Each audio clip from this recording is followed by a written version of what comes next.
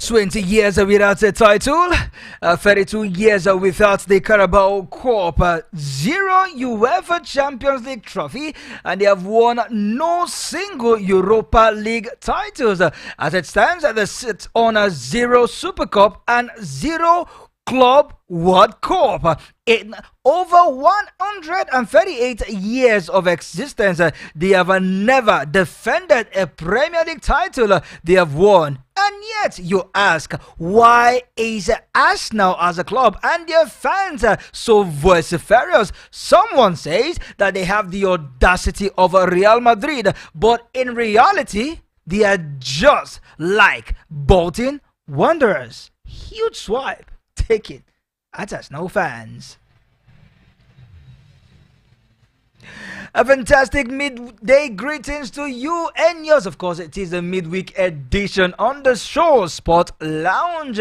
This is the voice of Franklin Imona, the one you love to call Fine Boy, the sports chef, reaching you live from the studio of Voice of the People, 96.1 FM, Abuja. It is that show that makes your evening time complete. It is Sport Lounge. And of course, you know how we do it on the show. It's all about sport and everything in between, giving you all the in-swingers as well as the out-swingers, the 4-3-3, the 4-2-3-1 formation on sport and everything that has to do with the round letter game as well as the horses. You talk about the athletics, pole vault, judo, tennis, basketball. As long as it is a sport related, the sport crew of a VOP takes you right to where it happens. And of course, you know how it is. It is not a one-man show. One man when it comes to sport presentation and sport analysis in its finest. You can count on him. You can as well place your house strength on this man, and it will make sure that you get it in returns. Apologies on that. That's a disclaimer. Please, for no reason, should you place your house strength on me. Don't you trust your onions anymore? People live under the bridge. Oh, wow. But anyway, I am your sport bishop, your magistrate, the pilot, the prophet, the professor, none so Chief. Crazy night tonight. But the people would say, is the title over? Can we now sit back and prepare for the Euros? Or is there still a twist in the tale on the final day of the EPL? Come on. The only title in the top 5 leagues in Europe that is yet to be decided. We'll talk about that as well. And of course, all the latest gist you got to know. We know the Nigerian Beach Soccer League is going on somewhere at Newi. And I'll tell you what we do is bring them to you. Come on. A lot is happening. Big game tonight. Chelsea take their turn. Man United take their turn. I'm saying it's a dead rubber game. But come on, the battle for Europa League. Hot on. Absolutely, and if time permits us, we will be taking you into the camp of the NBA and giving you in-swinger. One man reigns supreme in Africa. Who is he? Stay tuned to find out. Just so you know, we are streaming live on our YouTube page.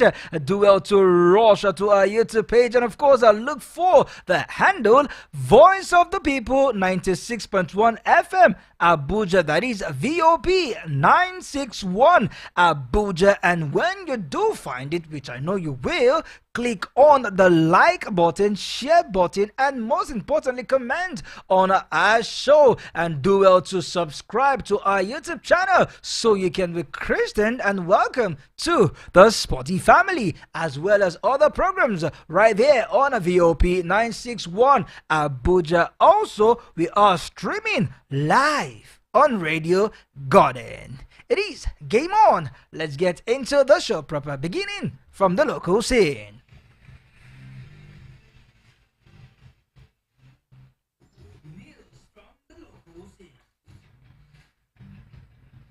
Whereas should we start from, if not the games that is currently ongoing, talking about the Nigeria Premier Football League game, talking about one of the outstanding matches for Rivers United. We didn't know that the game is on break, but I can tell you for a fact that Abia Warriors are currently playing host to Rivers United. Early before kickoff, we caught up with the assistant coach of Abia Warriors, Coach Igwe Madu Bike. Yes, Madu Buike, oh, fantastic. And this is what he has to say to us regarding the game. He's sure that they will win. Won their last game here in Atuma Township Stadium. They are up against Rivers United. Should we expect the same result here? Yeah, yeah, we should expect the same result from the lads. I know we have prepared them, we have told them what to do. We expect it to yield results.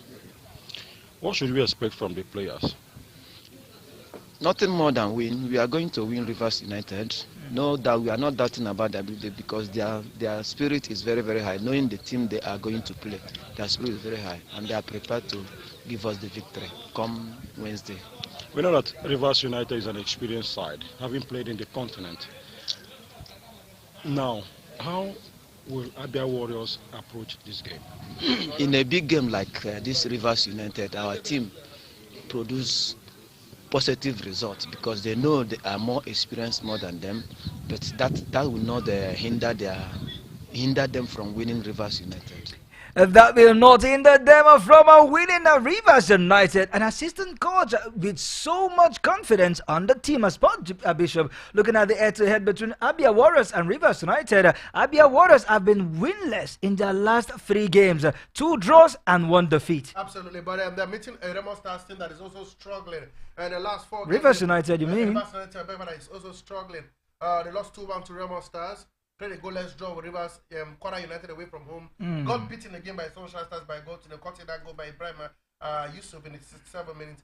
And now they play against Aqua United away from home. So if you check out the last 3 away from home, they could only manage 2 losses and a draw. And then heading into this game, they don't look in the right place. At least to Stanley Guma speak about the chances of his team. And you could feel that there was an unease, you know. I think they sit somewhere in the mid-table. A tent, actually. Exactly. So same point with Abia Waters, just divided with separated rather with goals difference. And to add more salt to injury, this Rivers United team don't look like, even if they win their last outstanding game, they still can't, get up. We thought with the outstanding game they've got, they'll be competing for the title or for continental places, but it's not looking so gloomy for them. And Abia Waters, like you said, on a good run of form. That's why you could feel the confidence from the coach, Chubike. He's so confident that his team can get the job done. And we'll wait until things pan out. But like I said, Abia are in a better stead than Rivers United. And a win for them can, like I said, could push them above Rivers United on the log. Looking at Rivers United, in the last 5 games, they have just managed 1 win, 3 defeats, and a draw. But looking at Abia Warriors, in the last 5 games, they are the better team between themselves and Rivers United with 2 wins and 3 defeats. So Rivers United Abia Warriors, I beg your pardon, looks better to win this game, playing at home. But if you look at the permutation, you realize in the last 4 games, it's 2 wins, 2 draws. So if we're looking at that form, you should be recording a win today. Absolutely, to balance it. Win, lose, win, lose, win. That's how we got the win. So it is what it is. But come on, man. I think they're playing Rivers United at the right place at the right time, because this is the best time to play them at the moment. And we'll see how things pan out. But Rivers United has to respond. And then they would get continental football. They must start winning as quickly as now. Absolutely, if they must get a continental football, the winning should start right now. And talking about winning, Sport Bishop, one lady, she's speaking tough and she's saying, watch out for me. 2 goals is a certain as we take on Burkina Faso in the reverse future right here in Abuja. Talking about the Flamingo striker Karim Ramota, she has promised you, Sport Bishop, she has promised I, Uncle Fineboy, and she has promised Nigerians a brace in that game. Come on, come on. Though she fired blank in the first leg. As always. I can't remember last time she scored was when there was a thumping here in Abuja. The Chidi Hammond that was speaking, I would have agreed. No, she scored 5 before the game last time, but she also was on target to make it 6 in the qualifying round. I love the fact that she's quite confident and quite boisterous. He's trying to strike fears in the heart of our opponent. We heard from the coach yesterday where he called for the fans to come support them. And if you, as a coach, when you hear your players speak this way, you feel super confident that you can win it. So she said she's going to score 2 goals. We wait and see, but I think the floodgates will open in Abuja. I don't know why I have that gut-safe feeling that the floodgate would just get open in Abuja. Nigeria would just to be almost a stroll in the park. It will be an emphatic victory by Lower Kenya in this game. Absolutely, yes. But Bishop, you look confident that these ladies will get the job done. Super confident. I watched the game, you know. When I said if I were the goalkeeper, we should have scored 4 or 5 goals in Bamako. So we were by far the better team. The goal we considered was a goalkeeping error when the goalkeeper wanted to clear the ball and kick the ball at the back of the opposition player who passed the ball into the empty net. So it was a poor communication. Exactly. So I don't think they had a clear-cut chance. So I believe that with the number of chances they created in Bamako, if they do create those chances in Abuja, they will slot them in, and then Nigeria will soar to the next round, likely to play Senegal, who are already 3-0 up in their own game. A 3-1 actually. 3-1 up in their own game, yeah. Actually. All right, so let's still stick with the under 17, but this time let's move over now to the boys as we hear that Ghanaian official Adari Abdullah Latif will be the referee for Thursday's game against Burkina Faso at the Accra University Stadium in their opening Group B match. Sport Bishop, are you seeing any anky-panky in this game? Because the fight for the jollof will continue, but this time not the players playing, but the referee. Are you smelling a rat in this one, or come on, we should just put it aside and play our best football? And if we play well, we will win. We should win. I don't care who's the officials. But there's something about Nigeria and the hostility between these two nations. Come on, man. You can't host a tournament and get referee from a different part of the country. It's a WAFB tournament, so it's going to be WAFU referees officiating. Unfortunately for Nigeria, they were not playing Ghana, so the man has to stay in. I believe in the integrity of WAFU and CAF. I believe that if they're given a job, that means you are good enough. You're one of the best in the region. And it doesn't matter who calls the shot during the game. It's about who plays better. And from the reports we're getting from the camp, we talked about it in the morning. They all passed the MRI test. The players are all good news. Are all pumped up. The coach is speaking, talk that the boys are focused. Look, for me, I don't think it's about winning. You know, we won it last time out, and what happened? We failed to qualify for the World Cup. So it's about getting a ticket to the CAF, and then from CAF getting a ticket to the World Cup, and in the World Cup soaring like we always do. We're 5-time champions, so it's about getting to the World Cup. So I love this confidence. I'm super confident, maybe because of I know the antecedent of Manu Garba, and I know what he can do and what he can bring to the table. And I've been following it. I've had a close up with the team for some time, so I know what I'm saying. True. And I mean, the boys are ready to play.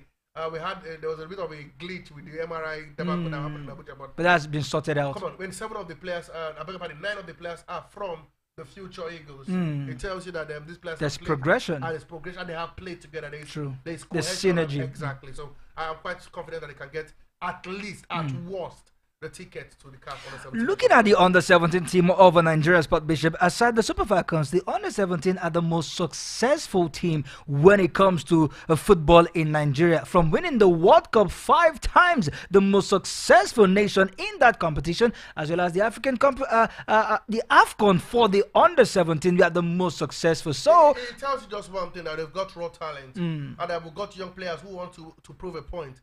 But the problem we've got is progression.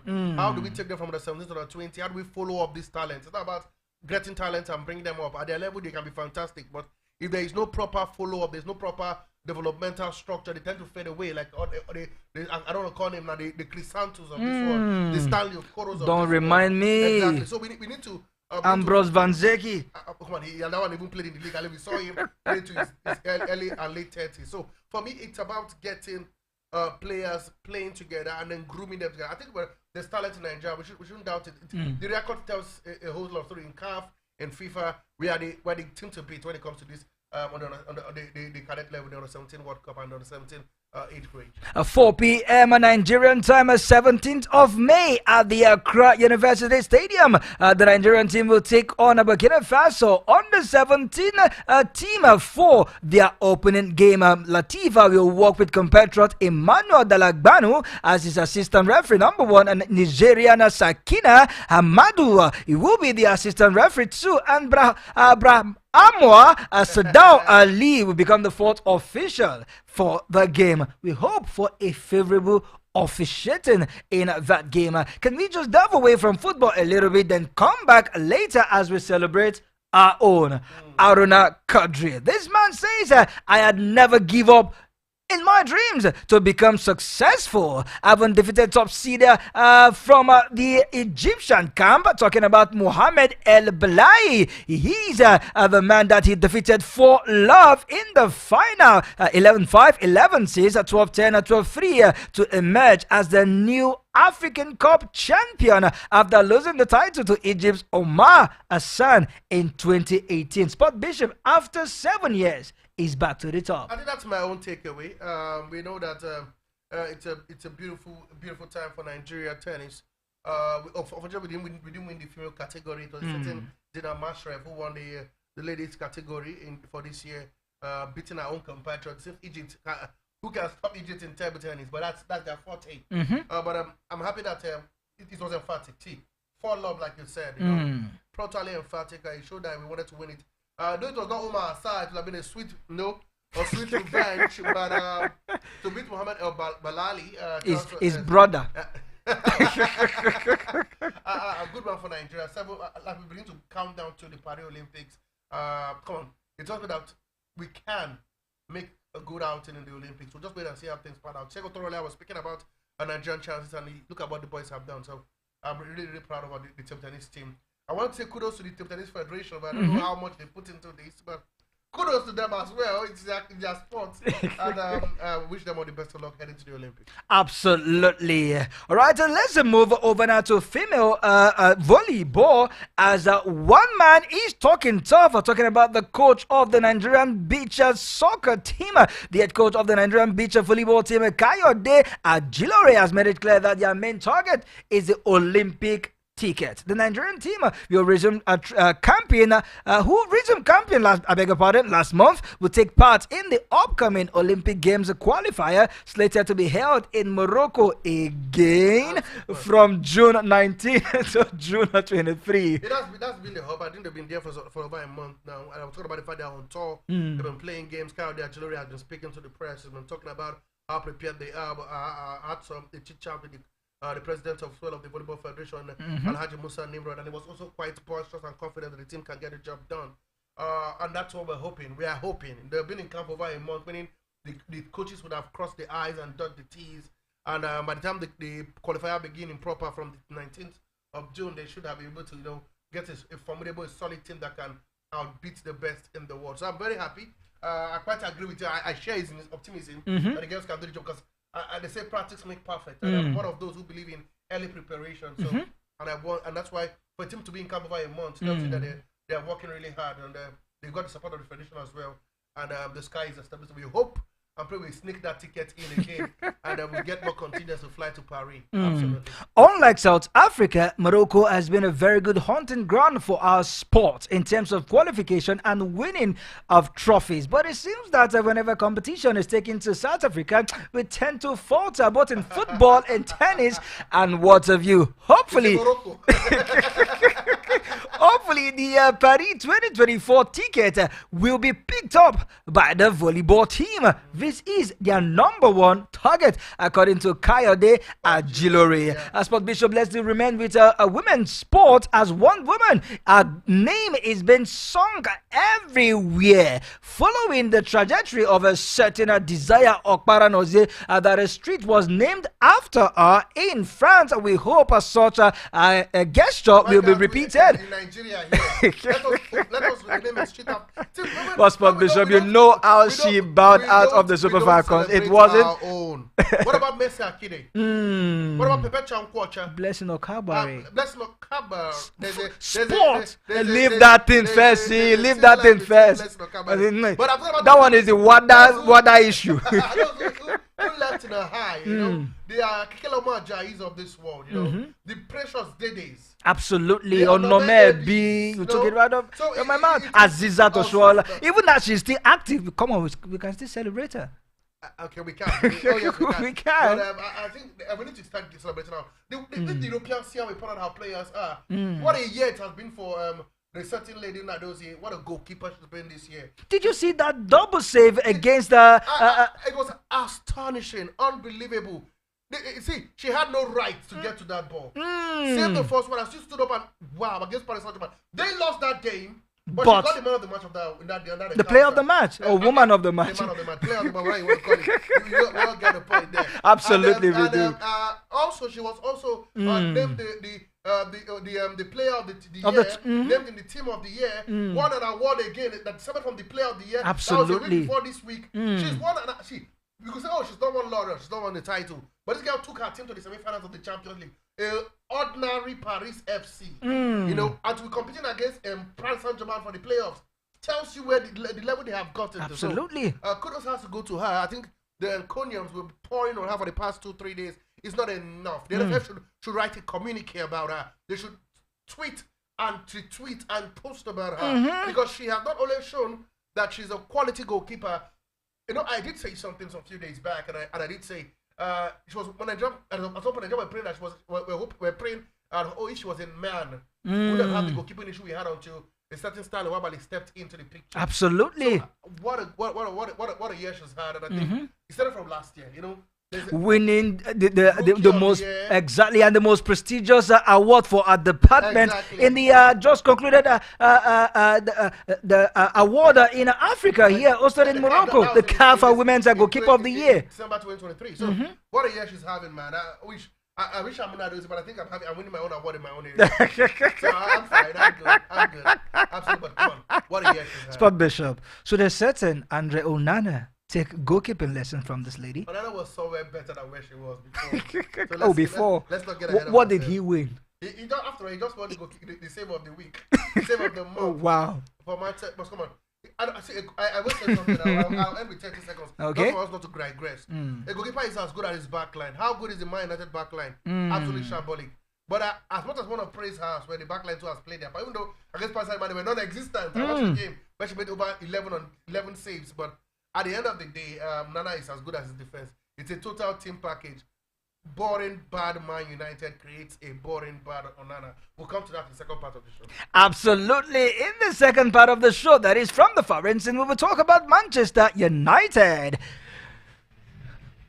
But for now, let's cross over to the camp of the Super Eagles as we hear that we might be seeing new faces in the call-up as well as old faces returning. And one of the old faces that we might get to see is a certain resurgent Maduka Okoye as we hear that is set for a return to the Super Eagles. Sport Bishop, I love what I'm hearing. Absolutely. If this news is anything for us to go by, we have a goalkeeping department sort out. Maduka Okoye for the past few weeks have been winning the goalkeeper of the week, save of the week, back to back. Udinese player of the month. Not number one choice in Udinese in the Serie A. Winning the week 27th player of the week as well as just kept the clean sheet in the last game, the 2-0 victory. absolutely. Astalu Wabali has not been a bad goalkeeper himself, so this competition is super healthy. To be sincere with you, I still tell you we should take a chill pill with Stanley Wabali. I don't think it's there yet. It's a work in progress.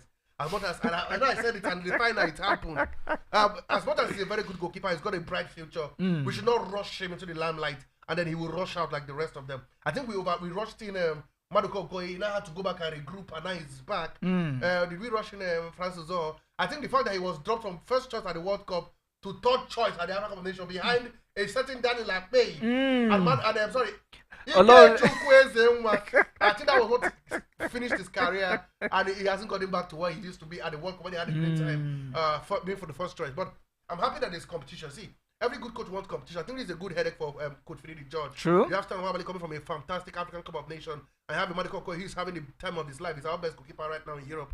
And don't forget, also Judoka was surprised why he was not even invited for the AFCON. He said he still believes that this guy is our best goalkeeper. True. And I want to toe that line right now. I still think because of the experience, because where he plays his trade, he's been at Belgium, he's been in England, now he's been in Italy, he's been in the top tier leagues, teams who have played in the Premier League, and of course, in competing against world-class attackers every other day of the week. So for me, we'll see what happens with Finidi George, but for now, I think Stan Wabali has got the advantage because of what happened at the AFCON, but I'm loving it. This one I want to see the Super Eagles. The best, see, I repeat, I don't want to say this and it's becoming a broken record. The Super Eagles is not a learning curve. True. It is where the best of the best assemble and we form a team that can play the best of the best in the world. It is not a rehabilitation center. We even past players see if they can rejuvenate their career, coming to play for the Super Eagles. We need the best to go all out for the Super Eagles. Sport Bishop, any news from the local scene before we touch down a club licensing in Africa? Absolutely, we've got one from the NNL. We hear that they have officially agreed with the Federal Radio Corporation of Nigeria to run the live commentaries of all the Super 8 matches to be held in Enugu from June the 7th to 14th, 2024. The chairman of the board, John Alao, said the management will offer Nigerians the opportunity to follow the games from the kickoff to the final, even as he commended the largest radio network in Africa for the deal. They're not signing a TV deal, but they're signing a radio deal. You can listen to it live anywhere in the world. It is one step at a time. Even in Nigeria, you can listen to that as the game goes on from the 17th to the 14th. It is a good move if you ask me, definitely, because if we can get our own league on radio, hear commentary, know the names of players as well as the information, names of coaches, and follow these games live on radio, it is something that is laudable. It is one step at a time. One step at a time, and I hope that it brings forth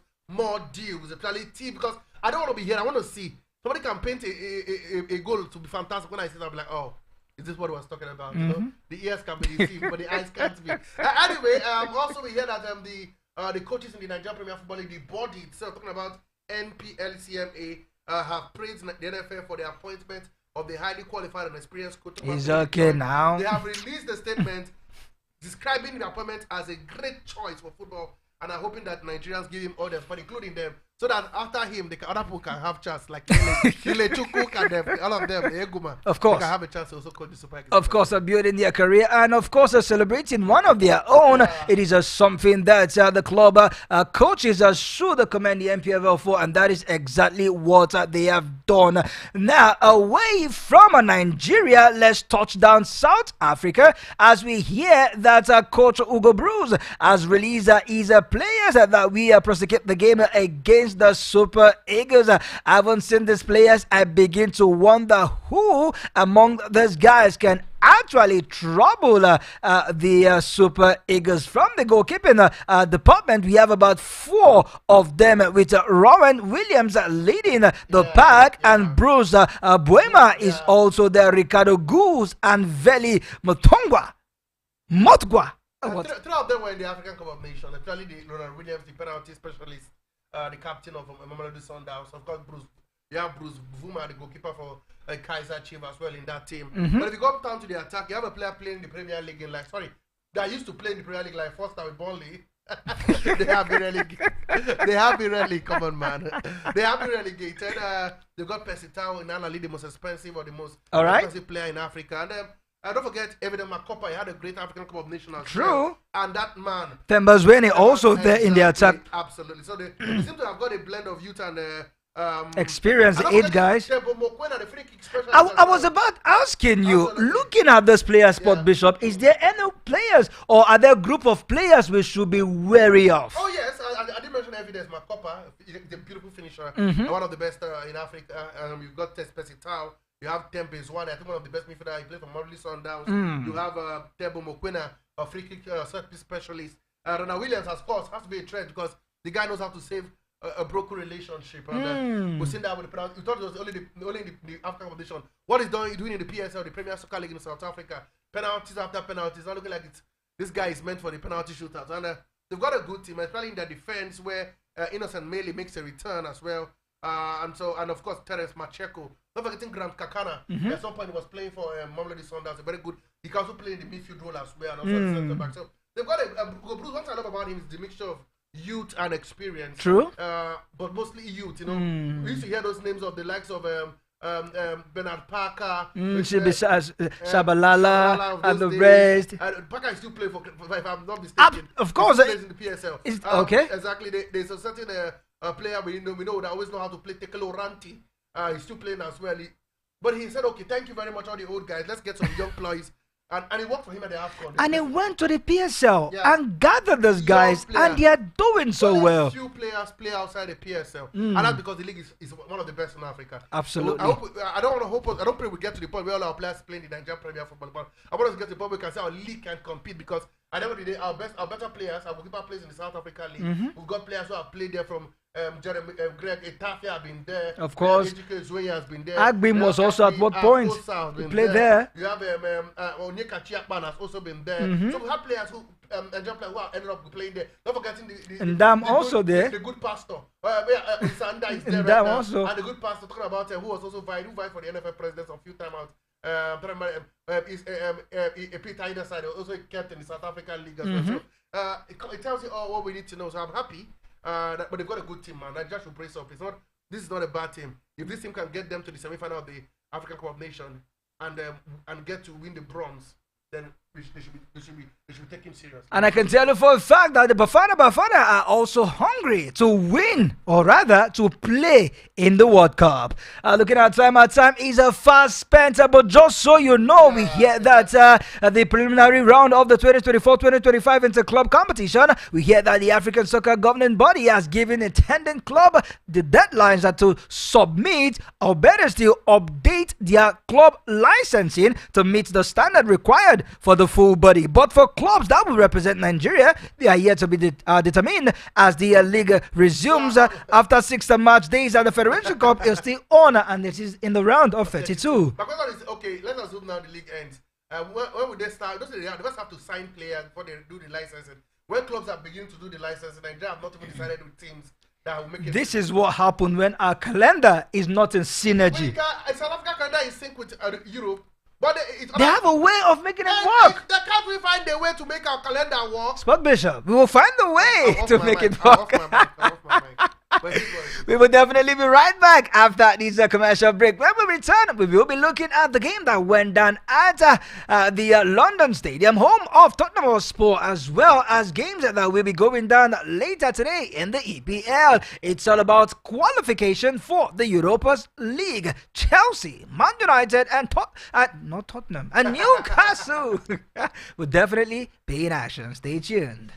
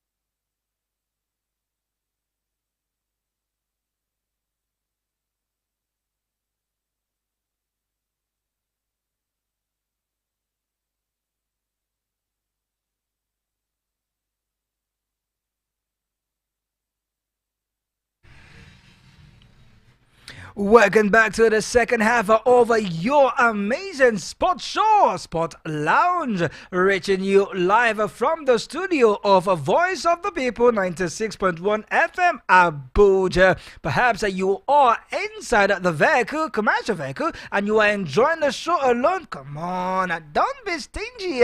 Take off the earpiece and tell the driver to tune in to 96.1 Abuja, that is a VOP, and tell him to increase the audio level of the radio set. Perhaps you are stuck in queue to get fuel. Tell the station attendant to tune to VOP.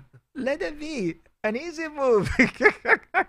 It's all about sports on our YouTube page, Voice of the People, 96.1 FM Abuja. Go there, search for VOP 961 Abuja to see how the studio look like. And of course, I get a feel on the spot, Bishop, as well as myself, Uncle Fineboy. All right, let's also let you know that this is the time where we get to invite you into the show through the studio line 070 0010 961 961 070 0010 961 961. Permit us to say, Sport Bishop, should we let them know about the sports WhatsApp platform that they can join and meet their fellow club fans as well as rivals fans? In fact, all day long, all yesterday, the Otis Sports family, I dare say, has been buzzing. If you want to be added, simply send "I want to join."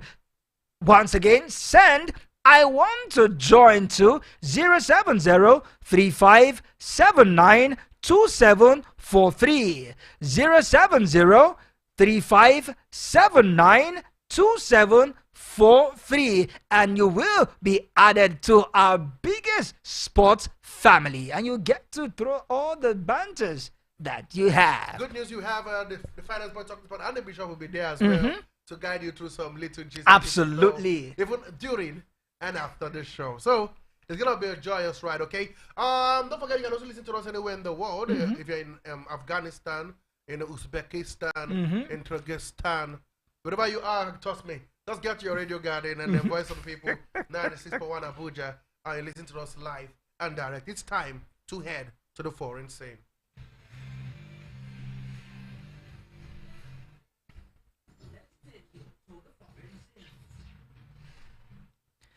And people say Pep Guardiola is the SI unit for wickedness. According to coaches all over the world, how can you train a certain Mikel Arteta? Took him under your wings for years.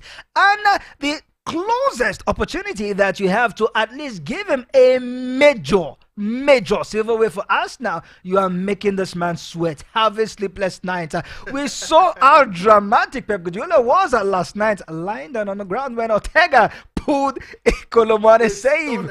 It's Tona. It was almost a Colomani moment for Son Heung-min and a El Miano moment for Ortega. But come on, man, it was crazy stuff yesterday night. But not playing down the FA Cup that the young Mikel Arteta has won. Come on, it's a title that Arsenal have failed to win in over 21 years. And they'll be praying to the gods of soccer to ensure that they get this one on the wraps. But what we saw yesterday, this team looks like a team on a rampage. Not vintage performance, I must tell you, from Manchester City. But it was effective, it was efficient, and the big news that they got the job done. You know, two goals from Erling Haaland, and the rest they say is history. You know, from a team you thought you were just close to get. And you know, I was talking about the record yesterday, where the fact that they, they have won all last of their 4 games from Tottenham Hotspur at home against Man City. Now throw that to the gutter. Not a Man City who is trying to win the title. Absolutely. And then, it was the Kevin De Bruyne show, and then they never stopped from there. And Sport Bishop, that defeat for Tottenham yesterday condemned them out of the chance for qualifying for the Champions League. And the win for Manchester City took them to the top of the EPL, as well as confirming Aston Villa's chances of playing in the Champions League come next season. So the game yesterday was everywhere. Come on, you need to. They were having the end of the year dinner talking about Aston Villa, and then when they got the news book that they are qualified, you need to see Unai Emery. This guy was popping some champagne on the suits of beautiful men who came out to look good. For the first time in their history, when the last time they played it was called the European Cup 41 years ago. And they've tried to knock out the door that with Martin O'Neill, when they had the Gabi Abola, when they had the John Carew, when they had the Ashley Young at his prime. Pablo Angel. It did not just well. But let's give you some stats quickly. We hear that Spurs vs Man City is the first Premier League game this season to see no other time in the first half. Uneventful is what it means. Kevin De Bruyne has now assisted 10 plus goals in 6 different Premier League seasons. Yesterday was his 10th. The joint most of any player in the competition, and longest alongside who? A certain Sex Fabregas. Erling Haaland has scored 63 goals in 65 Premier League appearances, the most of any player in his first 2 seasons in the competition. 8 ahead of and the closest doing is Andrew Cole with 55. This guy is inevitable. For Stefan Ortega, the man of the moment, we hear that he has saved 11 of 13 shots on target he faced when coming on as a substitute in the Premier League this season, 85%, including each of the last 11 in a row. His substitution coming in for Ederson was priceless. Was priceless. What a game yesterday night. And the biggest winner for me is not even Manchester City. It is Aston Villa. And we hear that Arsenal will dedicate their stadium to West Ham to help them. The West Ham Emirates Stadium, if and only if that's possible.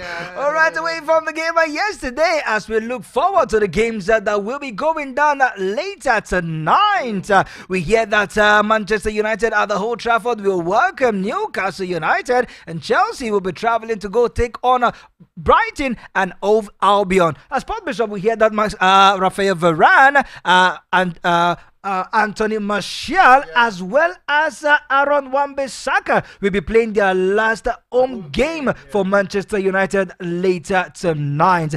Although Martial is out injured, Varane also is out injured, but we hear that Wan-Bissaka will be featuring in the game later tonight. But for these 3 players, it is their last. Au revoir. Au revoir. And the thing is, head over, everything that has a beginning definitely does have an end. I feel sad for Wan-Bissaka, but I think he's still the best right back at Man United at the moment.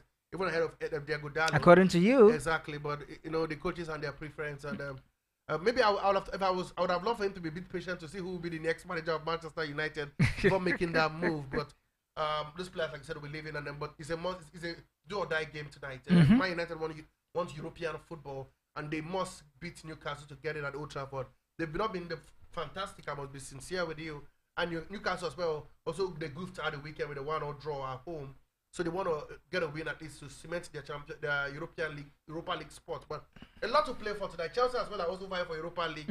A win for Chelsea tonight seals everything. But they're going to the Amex Stadium, the American Express Stadium. Not very good travelers up until recent times. They will hope that the Cole Palmer show happens again so that they could be playing European football. But if they get European football, see, all is well that ends well. Absolutely. You say about the Chelsea season ended well. And again, yet again, the man who met them when they had no European football, has given them European football, and they've ended their season on a high. Talking about Mauricio Pochettino. Absolutely. But looking at Manchester United, even if they ends up finishing 8th on the log, they still have a way of playing in the Europa through the back door if they can defeat. If and only if they can defeat Manchester City. And even if they defeat Manchester City, they can still play a playoffs in that one. They can still play a playoffs in that game to still see if they can qualify for the Europa League. Sport Bishop later tonight, somewhere in Italy, it will be the Coppa Italia final. Atalanta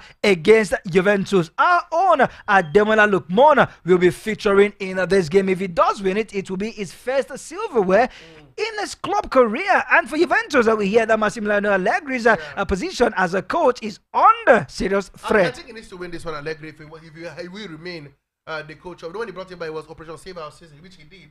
But the next season became a total disaster. They played a 1-0 draw last time out at the Allianz Arena, and they want to correct that. But they're facing Atlanta team who is on fire, on good form. Atlanta team, like I said, they're in Europa League final.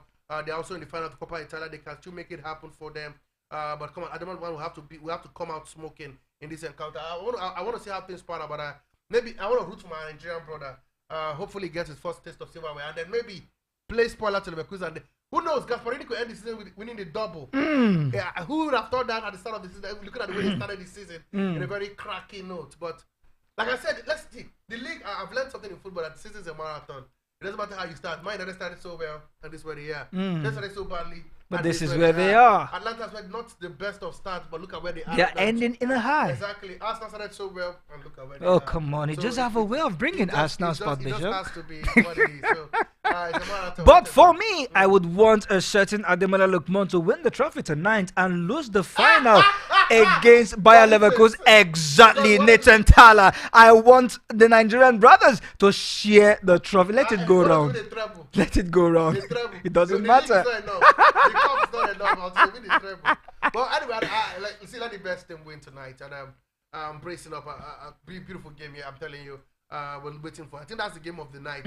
Apart from the other ones that happens in the Premier League, where people are fighting for Bubu Eru League, put it that way, for the Europa League after lot. So great stuff happening tonight. Sport Bishop, let's talk about Real Madrid for a second, shall we? Yesterday they were 5-0 winners ahead of Deportivo Alaves. Goals are scored by Vinicius by Jude Bellingham in the 10th minute, scoring his 19th league goals and his 23rd goals in all competition this season. Vinicius Junior pulled a goal again for Real Madrid in the 27th minute, and then Federico Valverde scored the third for Real Madrid shortly before the halftime whistle. While in the second half, this man continued his goal scoring form. Talking about Adagula, but it was Vinicius Junior who scored the fourth and his brace of the ninth. But then Gula shows that he has more minutes in his leg and he can get the job done. He has played less game than a certain Yemin Lamal, but he has got more goals than this young man. I think he reminds me of a certain Mesut Ozil, a certain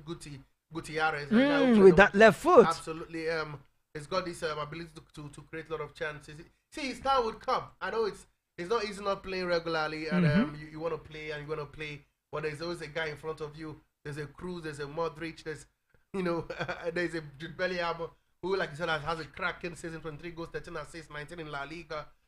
The boy can play. The boy is gorgeous, and I don't know. He has to buy his time. I know he's very young, and at this age, you want to be playing regularly so that you can improve and develop. But with Madrid, you have to wait your time. Even the best of the best with it. Vinicius, waited his time. At some point, I remember certain Benzema said, "Don't pass the ball to him.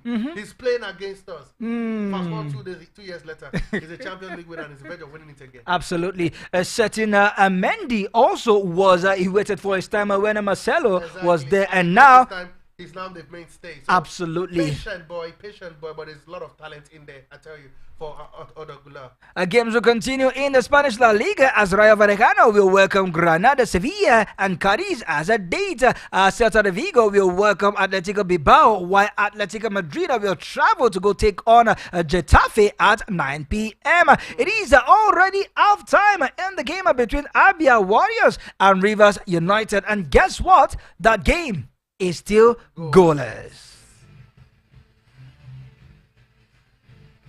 A naming ceremony in the camp of FIFA, as we hear that FIFA has now appointed a new secretary Bias Gastrom. His appointment was sequel to his nomination on an advanced interim basis in October 2023, but we hear that the Sweden Netherlands national now takes over from Fatma Samora, who stepped down last year. At least that position has been vacant for quite a while following the resignation, or better still, the stepping down of Fatma Samora. I think this man, Sweden, Netherlands, he's coming with so much European blood. But anyway, I wanted a woman to step in, but who am I?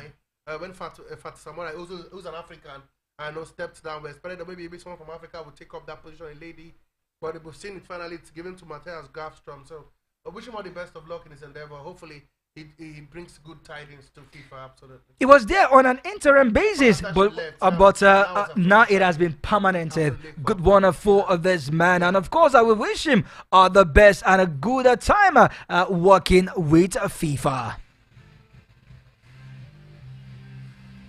Let's move away from football for a moment, shall we, Sport Bishop? Okay. And let's talk tennis as we hear that Sabalenka has now cruised into the Italian Open semi-final following that defeat over 9-setter Jelena Ostapenko. We hear that she dispatched this Latvian Ostapenko by 6-4, 6-3. Iga Swiatek is still in the race. Iga Swiatek take on world number 3 Coco Gauff in the other semi-final, making it the first time the top 3 women's players in the world have reached the semi-finals of an ATP event over 250 level or higher. The tennis in ladies tennis is all about inconsistency, but you have number 1, number 2, number 3. But money to go to one lady, and her name is Iga Swiatek. What a player she is.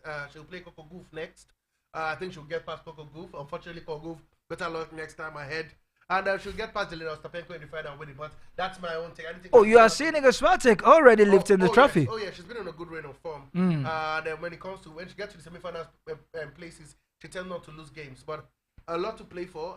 Jelena Ostapenko seems to be, she's also in a fantastic form.